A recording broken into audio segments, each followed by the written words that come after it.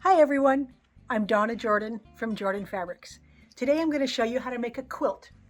This is from me and my sister Designs, and it's called Slice of Cake.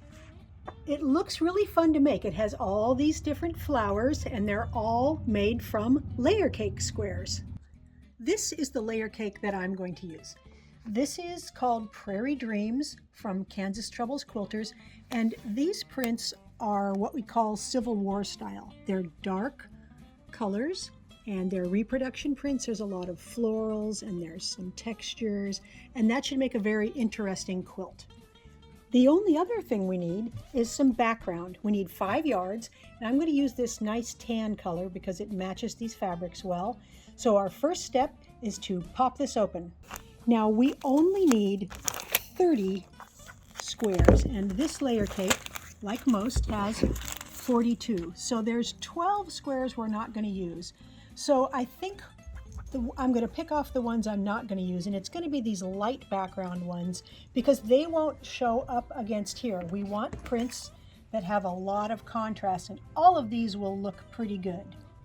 I've gone ahead and picked out all of the layer cakes I'm going to use, and I've just stacked them into stacks of 6 because they're all going to get cut exactly the same, and I can cut 6 layers fairly easily. You may want to stack less if your comfort level is with less pieces of fabric. Now I can't give you the exact sizes I'm going to cut them to because it's not my pattern, but I've made a lot of me and my sister Designs patterns before. They're very easy to follow.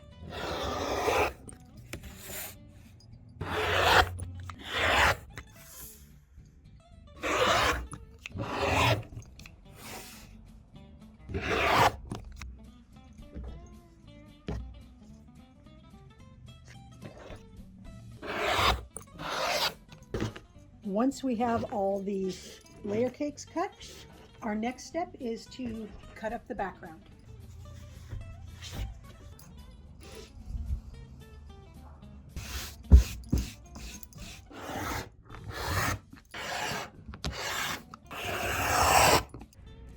I have all of the layer cakes cut.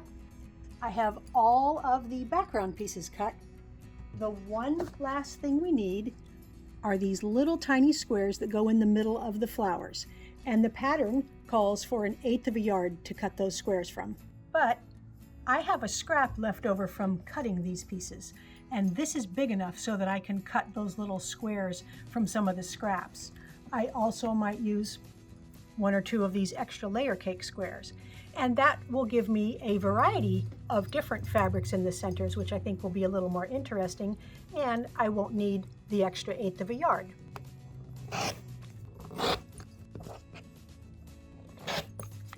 Now the easiest way to make this quilt is 1 block at a time. So I'm going to grab everything we need. There's 1 piece of this, 1 of these guys, 1 of these big squares, and 2 of these rectangles. I'm heading to the sewing machine with the 2 rectangles and the big layer cake piece. All we have to do is sew a rectangle onto each side. So it's going to fit like this. I'm going to put them right sides together. And they are the same length. So I'm just going to sew down here with a 1/4 inch seam.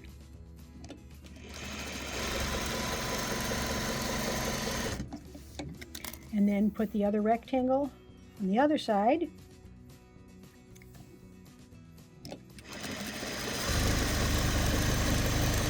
And I like to finger press the seams right now. So I'm going to press all of the seams towards the darker fabric. So my seam allowance is going to go that way.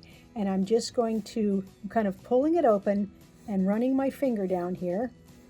And that helps the seam stay going the way we want it to till we get it to the ironing board, which is where we're heading next. Now I'm just going to press this seam towards the middle. Same thing with this one. You can give it a little steam.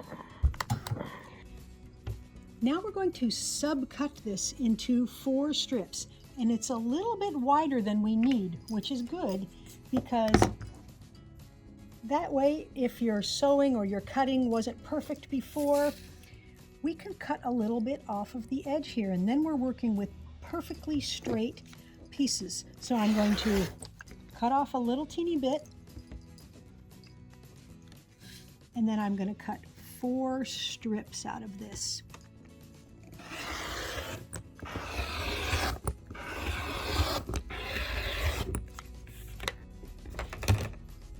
So now we've got 4 strip units that are exactly the same. Now I'm going to take the big square and I'm going to cut it in half diagonally. So I'm putting my ruler on both corners and cut right down the middle. I've got both halves and one of my strip units, and we're going to stitch that right in the middle. So the easiest way to do this is to put this piece on the bottom, and then this is going to go right sides down on top of it. Now, the strip is a tiny bit longer than the triangle, so I'm just going to eye it up. So I've got a little bit off of the top here, a little bit excess there, and the same thing down at this end. And you don't have to be 100% accurate with how much is here and how much is at the far end, because we're going to be trimming off quite a bit extra when the blocks are done anyway. So just carefully stitch this on using a 1/4 inch seam.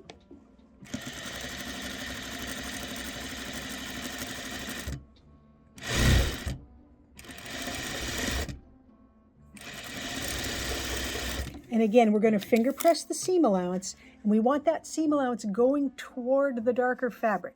So I'm going this way with the seam, and I'm going to just squish it down with my fingernail or even the pad of your finger. Now this piece has to go on here, so I'm going to put them right sides together.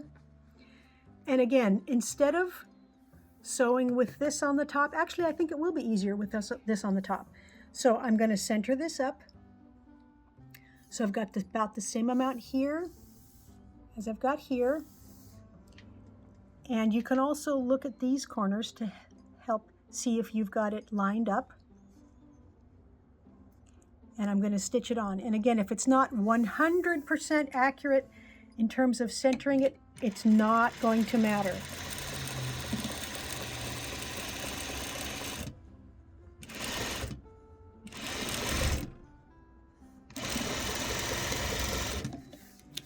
So press those seam allowances again toward the darker fabric. We do want to press this now, and it's easiest again with the wrong side up.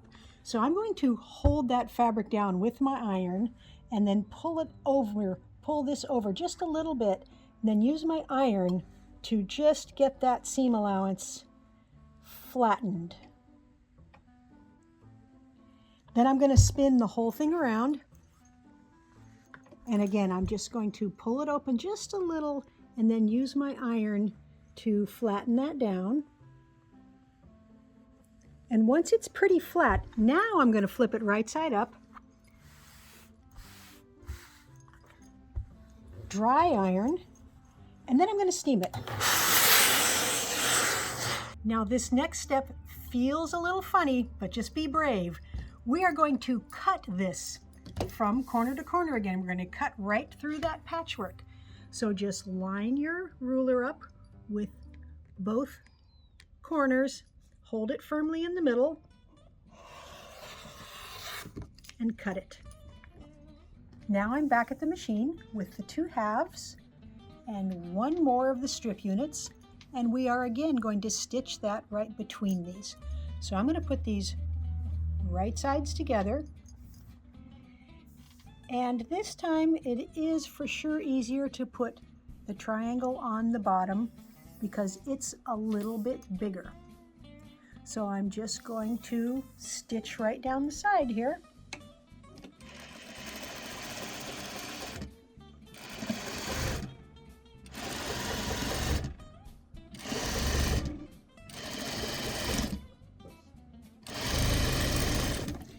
Still want to press that seam toward the center or toward the dark here.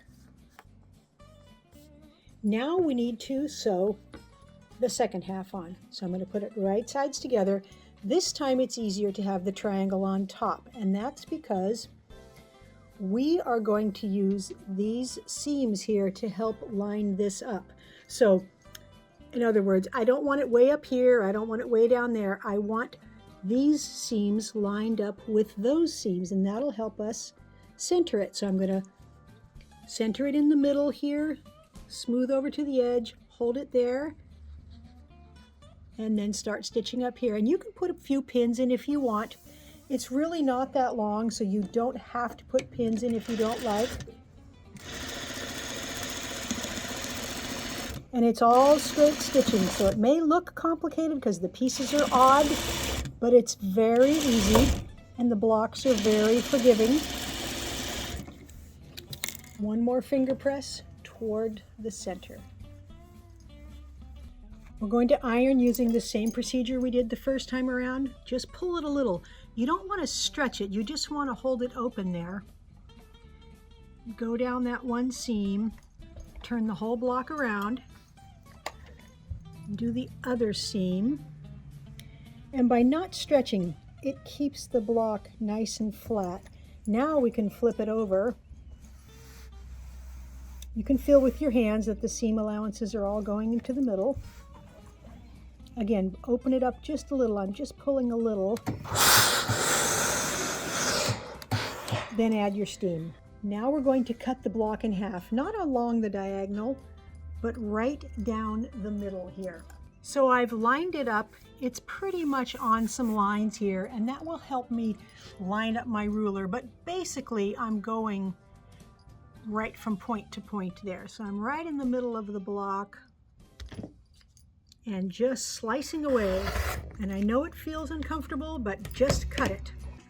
I've got both halves and one more of these strip units, and that again is going to get stitched right in the middle. So I'm just going to put those right sides together there. Now, there's quite a bit extra here, so you might want to fold this in half, make a little fold mark so you can see where the center is.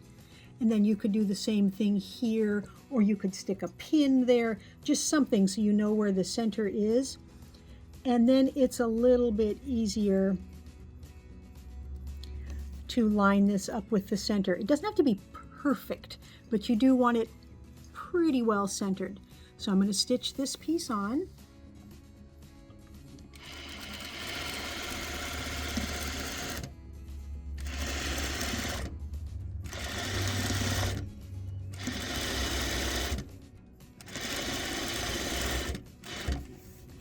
And again, we want those seam allowances going toward the middle. Now to get the second half on, it's real easy to line it up. So this is going to go here, but when we put this right sides together, all you have to do is line up the top edge and line up the bottom edge. So it's real easy to get that to fit just perfectly.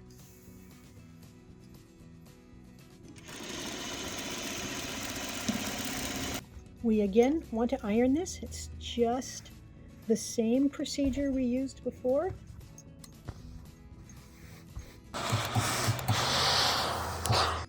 We need to cut it one more time. So I'm going to put it straight on the cutting board. And again, we're going right down the middle here.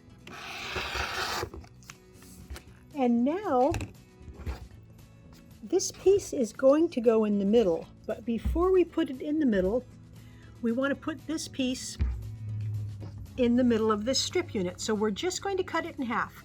Now the easiest way is to fold it in half, and then you can just put your scissors in here and cut it in half. Now we'll stitch that piece in. I'm going to line these up. Use a careful 1/4 inch seam. The seam allowances are still going to go toward the darker fabric. And we'll put this second half on.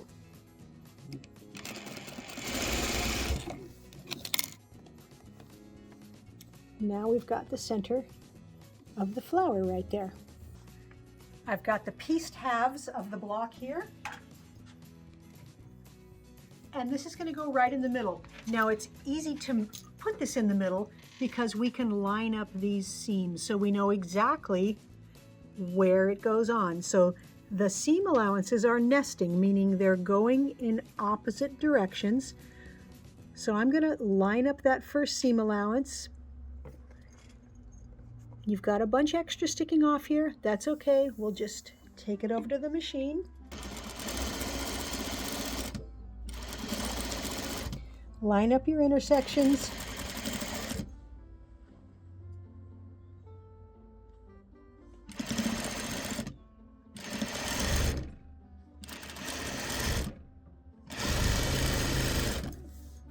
Still finger pressing towards the dark or towards the center here.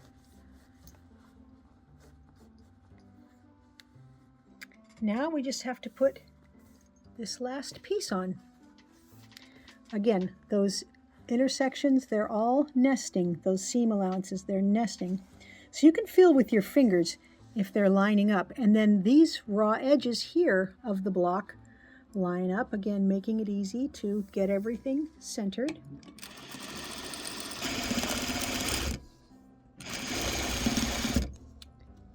Match up that last intersection there.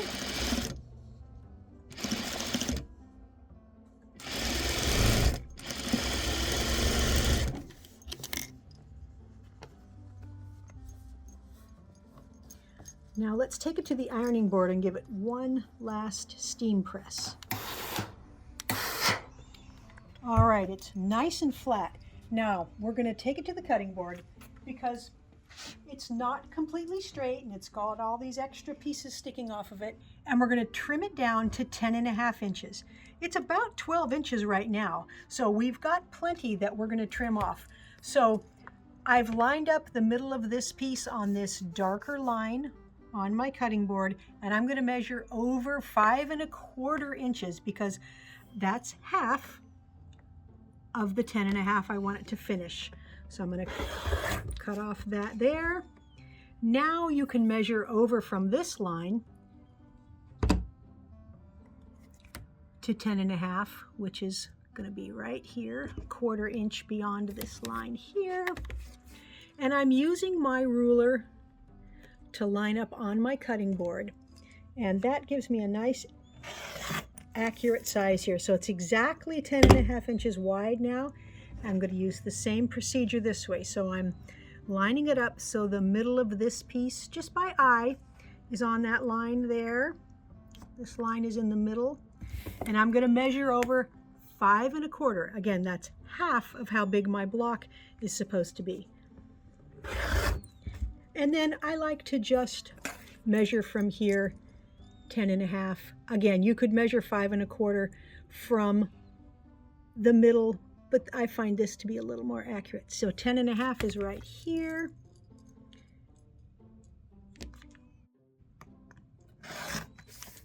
So that is the finished block. They're very forgiving.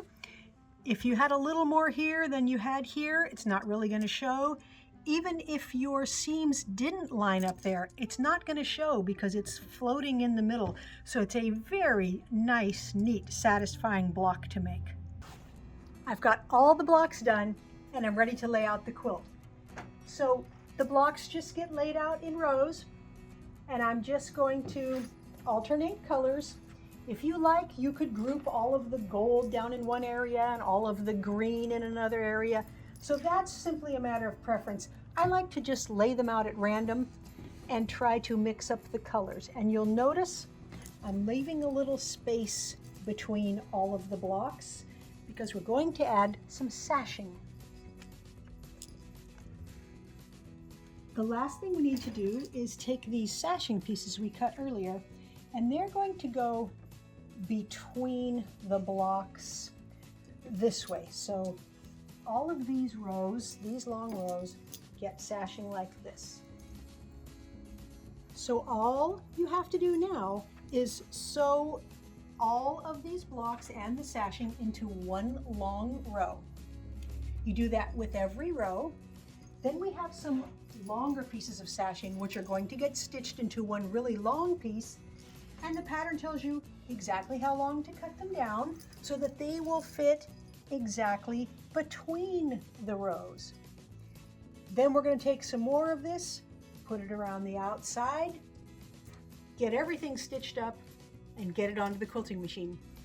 I've got the top all stitched up, and I've picked out some thread colors so we can see what would look good on this pattern.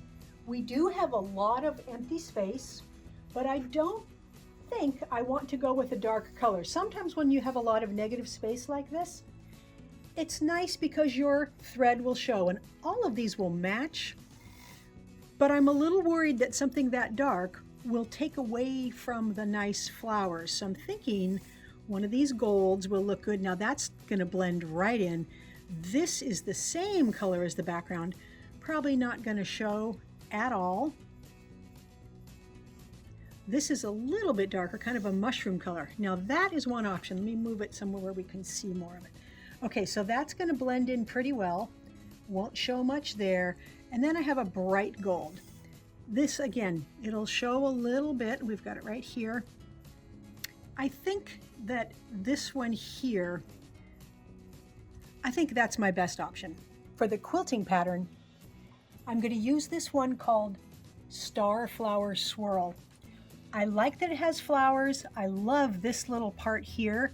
And the whole quilt, almost all of the prints that are in it do have flowers. The blocks have flowers, but this is a little softer than the hard geometric lines that are in the quilt. So this will look really good on this quilt.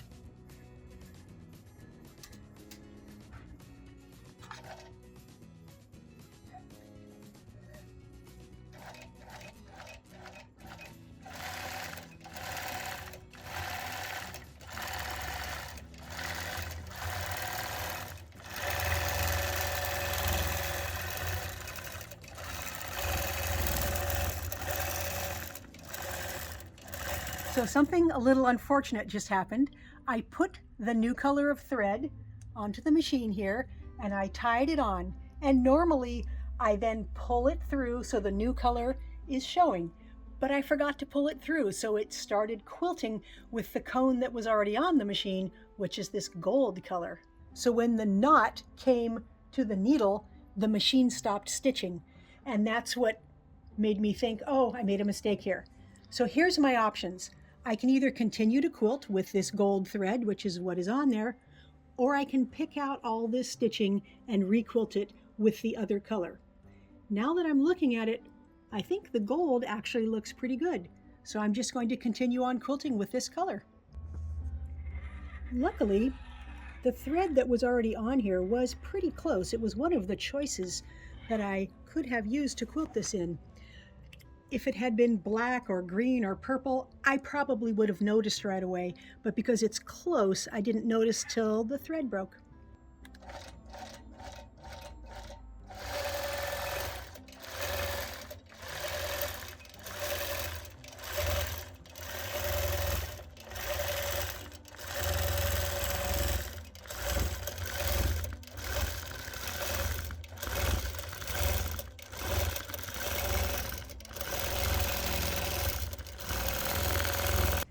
The slice of cake quilt is all done. I really could not be any happier with how it turned out. It was really fun to make, and the pattern is quite forgiving. So when you put your blocks together, if you don't have everything lined up with all your sashing, you really can't tell it all because the background is all the same color. And then when you quilt it, everything comes together very, very nicely. Now on the back side, I used a real dark print, and the quilting in the gold thread just looks great. I love it when the quilting shows up on the back side. The finished size is about 59.5 by 71, so it's really nice for a throw size. It also would make an awesome big wall hanging. Now I did think about making this with a dark background and light or bright flowers, and I think that would look really nice. So if anybody makes this in a different color combination, send us a picture because we would love to see how that turns out. Thanks so much for watching our tutorial today. We hope you enjoyed it. Now at the end of every video, we always do a giveaway. And right now, we have our biggest giveaway ever going on right now. So you could win a $500 gift certificate. You could win $100 gift certificates. We have 5 of them. We also have 5 finished quilts you could win.